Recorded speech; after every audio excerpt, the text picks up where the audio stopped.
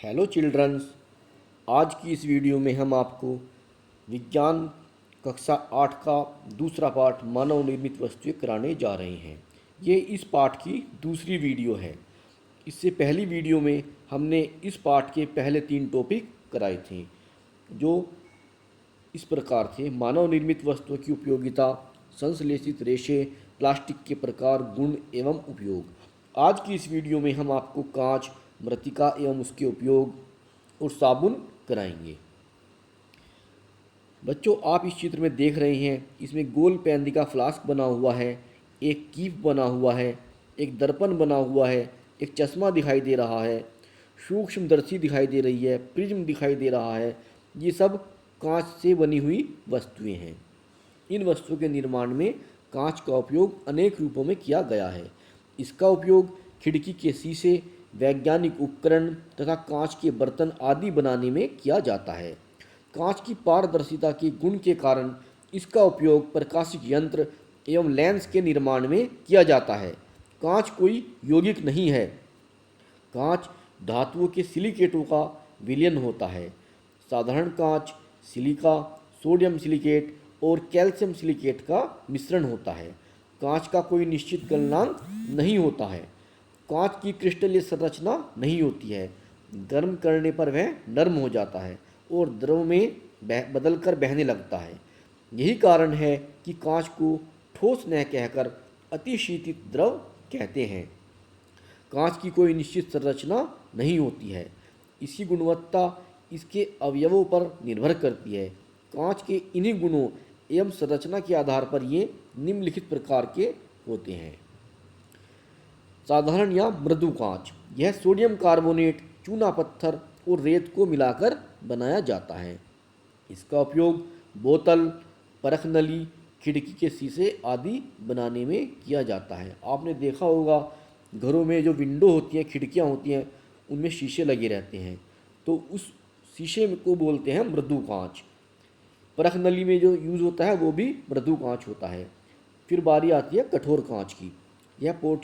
यह potassium carbonate, चूना पत्थर और रेत के मिश्रण से बनाया जाता है। इसका उपयोग फ्लास्क, बीकर, परख नली आदि प्रयोगशाला के उपकरण बनाने में किया जाता है। फ्लिंट या प्रकाशीय कांच, यह sodium carbonate, potassium carbonate, boric acid तथा सिलिका के मिश्रण को गर्म करके प्राप्त किया जाता है। इससे प्रिज्म तथा प्रकाशिक यंत्र के लेंस बनाए जाते हैं। दृष्टि दोषों को दूर करने के लिए चश्मों के लेंस भी फ्लिंट कांच से ही निर्मित किए जाते हैं। अब इसमें बताते हैं धूप के चश्मे क्यों लगाए जाते हैं। धूप के चश्मे आँखों को सूर्य की गर्मी से बचाने के लिए लगाए जाते हैं। इन चश्मों के कांच में थोड़ा सा सीरियम ऑक्साइड मिला होता है, जिससे यह स्थायी रूप से रंगीन हो जाता है। धूप में ये चश्मे आँखों को राहत देते हैं, लेकिन धूप से छाया में आने पर साफ न दिखाई देने के कारण ये अनुपयोगी हो जाते हैं। आजकल फोटोक्रोमिक कांच के लेंसों का उपयोग किया जाने लगा है। इस कांच में सिल्वर आयोडाइड मिला होता है। धूप में सिल्वर आयोडाइड विघटित होकर सिल्वर व आयोडाइड बनाता है। सिल्वर की यह परत चश्मे के लेंसों को गहरा रंग प्रदान करती है। छाया में सिल्वर तथा आयोडाइड पुनः संयोग कर सिल्वर आयोडाइड बना लेते हैं, जिससे लेंस पहले की तरह हल्के रंग के हो जाते हैं।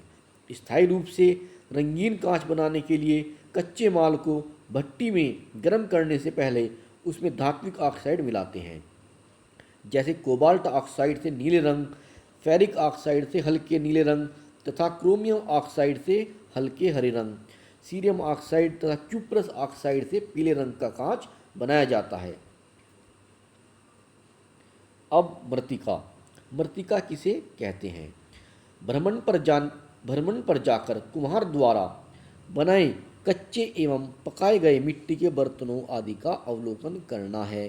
बच्चों, आप जानते होंगे, गाँव में कुम्हार मिट्टी के बर्तन बनाते हैं। वो घड़े बनाते हैं, मटके बनाते हैं, करवे बनाते हैं, कसोरे बनाते हैं। पहले वो चाक के द्वारा उन्हें तैयार करते हैं। जब वो मिट्टी सही तरह उनका आकार ले लेती है, तो फिर उन्हें उच्च ताप पर मिट्टी में पका देते हैं। उस पके हुए इन बर्तनों को ही मृतिका कहा जाता है। साबुन क्या है? कुछ साबुन औषधि के रूप में भी प्रयोग किए जाते हैं। जैसे त्वचा के रोगी अधिकांशतः जिन साबुनों का उपयोग करते हैं उनमें कुछ मात्रा में कार्बोलिक अम्ल, गंधक, नीम का तेल आदि मिले होते हैं। रासायनिक रूप में साबुन उच्च विषीय अम्लों के सोडियम तथा पोटेशियम लवण होते हैं। इन्हें प्रायः सोडियम अथवा पोटेशियम हाइड्रोक्साइड तथा वनस्पति तेल की पारस्परिक क्रिया द्वारा बनाया जाता है। अपमार्जक क्या है? बाजार से जब आप कपड़ा धोने के लिए साबुन खरीदने जाते हैं तब दुकानदार साबुन की जो टिकिया देता है उस पर सामान्यतः साबुन अंकित नहीं रहता है। टिकिया के रैपर पर डिटर्जेंट टिकिया लिखा होता है। आपने कभी सोचा है कि डिटर्जेंट है क्या? यह डिटर्जेंट ही अपमार्जक है, जो कठोर जल के साथ भी झाग देने वाला रासायनिक पदार्थ होता है।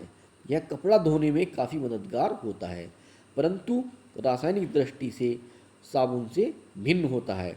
अपमार्जक साबुन की अपेक्षा कठोर जल में अधिक झाग देते हैं और इनसे कपड़े अधिक साफ धुलते हैं। अब इस पाठ का निष्कर्ष आता है कि इसमें हमने क्या सीखा। हमने सीखा कि हमारे चारों ओर दिखाई देने वाले जीव जंतु एवं पेड़ पौधे आदि प्रकृति के द्वारा प्रदान किए गए हैं।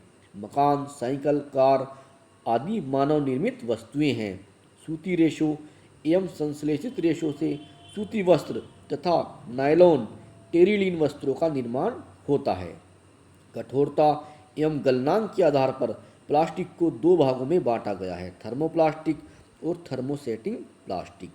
साधारण कांच, कठोर कांच एवं फ्लिंट कांच आदि ये सब कांच के प्रकार हैं। अपमार्जक कठोर जल के साथ झाग देने वाला रासायनिक पदार्थ है। बच्चों, ये पाठ अब पूरा हो गया है। अब हम आपको इसके प्रश्न उत्तर कराने जा रहे हैं। पहला सवाल जो है वो विकल्प का है। सभी इसमें प्रत्येक क्वेश्चन के 4 विकल्प हैं, उसमें से एक सही है। तो पहला है थर्माकोल का दूसरा नाम है, इसमें सही नाम है स्टाइरोन। इसमें स्टाइरोन पर निशान लगाना है, ये सही विकल्प है। दूसरा, पौधों का मुख्य पोषक तत्व है। पहला विकल्प दिया हुआ है गंधक, दूसरा ऑक्सीजन, तीसरा नाइट्रोजन और चौथा कार्बन। तो इसमें विकल्प तीसरा नाइट्रोजन सही है। तीसरा क्वेश्चन है फेरिक ऑक्साइड मिलाने से निर्मित कांच होता है। इसका सही आंसर है हरा। खिड़कियों में प्रयोग किया जाने वाला कांच कौन सा होता है? सही आंसर है इसका साधारण या मृदु कांच। प्रश्न नंबर 2, इसमें आपको सही तथ्य के सामने सही का निशान लगाना है और गलत तथ्य के सामने क्रॉस का निशान लगाना है। पहला है फोटोक्रोमिक कांच प्राप्त करने के लिए उसमें कुछ सिल्वर आयोडाइड मिलाया जाता है। ये सही है, तो इस पर राइट का निशान लगाएंगे। रेयान प्राकृतिक रेशा है, ये गलत है, इस पर क्रॉस का निशान लगाएंगे। सीमेंट, साबुन, उर्वरक, प्लास्टिक आदि मानव निर्मित वस्तुएं हैं, ये सही है। एंटीबायोटिक दवाओं का उपयोग कीटाणुनाशक के रूप में किया जाता है, ये भी गलत है। प्रश्न नंबर 3, इसमें दिया है नीचे दिए गए शब्दों की सहायता से रिक्त स्थानों की पूर्ति अपनी अभ्यास पुस्तिका में कीजिए। तो नीचे जो शब्द दिए गए हैं वो इस प्रकार हैं: साबुन, प्राकृतिक, बर्तन, संश्लेषित और पराबैंगनी। ये 5 रिक्त स्थान हैं, इनमें हमें ये लिखना है कि इसमें किसमें कौन सा शब्द भरा जाना है। मेलामाइन का उपयोग प्लास्टिक के बर्तन बनाने में किया जाता है, इसमें बर्तन आएगा। खा, इसमें प्राकृतिक आएगा। रिक्त स्थान ग, इसमें पराबैंगनी आएगा। घ में साबुन आएगा और ड इसमें संश्लेषित आएगा। प्रश्न नंबर 4, संक्षेप में उत्तर दीजिए। ये कुछ प्रश्न हैं, इनका हमें संक्षेप में उत्तर देना है। प्राकृतिक एवं मानव निर्मित वस्तुओं से आप क्या समझते हैं? प्रकृति से हमें अनेक वस्तुएं प्राप्त होती हैं। प्रकृति द्वारा प्रदत्त वस्तुओं को प्राकृतिक वस्तुएं कहते हैं, जैसे कि पहाड़, नदियाँ, समुद्र, झील, मिट्टी, वायु आदि। और जो वस्तुएं मनुष्य द्वारा निर्मित की जाती हैं उन्हें मानव निर्मित वस्तुएं कहते हैं, जैसे वस्त्र, कृषि यंत्र, मकान, साबुन, सीमेंट आदि। कहने का तात्पर्य ये है, जो मनुष्य बनाता है वो मानव निर्मित है, और जो हमें प्रकृति से प्राप्त होती हैं वो सब प्रकृति द्वारा प्रदत्त वस्तुएं हैं, उनको प्राकृतिक कहा जाता है। ख, किन्हीं 4 प्रकार के कांच का नाम लिखिए। नंबर 1 कांच, साधारण या मृदु कांच। नंबर 2 कठोर कांच। नंबर 3 फ्लिंट कांच। नंबर 4 फोटोक्रोमिक कांच। ग, पॉलीथीन, टेफ्लॉन, एक्रिलिक तथा बेकेलाइट के एक एक उपयोग लिखिए। पॉलीथीन का उपयोग थैली बनाने में, टेफ्लॉन का उपयोग नॉनस्टिक बर्तन पर ऊष्मा प्रतिरोधी परत चढ़ाने में, एक्रिलिक का उपयोग कार एवं ट्रकों की खिड़कियों में, बेकेलाइट का उपयोग बिजली के प्लग, स्विच, कंघी, पेन और हत्थे बनाने में किया जाता है। घ, साबुन और अपमार्जक में क्या अंतर है? तो इसमें अंतर इस प्रकार है, साबुन वनस्पति तेल और सोडियम अथवा पोटेशियम हाइड्रोक्साइड की पारस्परिक क्रिया द्वारा बनाया जाता है। ये पेट्रोलियम हाइड्रोकार्बन से बनते हैं। ये अंतर है साबुन में और अपमार्जक में। पहला अंतर तो ये हुआ। नंबर 2, साबुन कठोर जल के साथ एक सख्त पदार्थ बनाता है।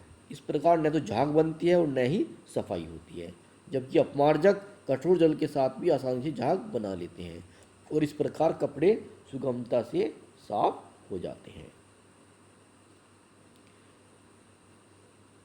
इसमें एक क्वेश्चन है, मृत्तिका क्या है?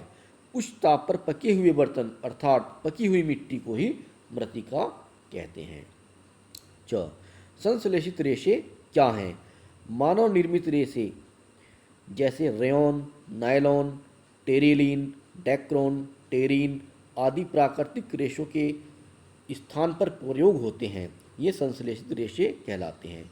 इनका उपयोग प्राकृतिक रेशों जैसे ऊन तथा रेशम के स्थान पर होता है। संश्लेषित रेशे प्रायः ऊन तथा रेशम की भांति ही दिखने वाले होते हैं। बच्चों, इस तरह से ये पाठ आपका पूरा हो गया है। इसके सभी प्रश्न उत्तर कंप्लीट हो गए हैं। मैं उम्मीद करता हूँ कि ये सभी प्रश्न उत्तर आप अपनी कॉपी में लिख लेंगे। धन्यवाद।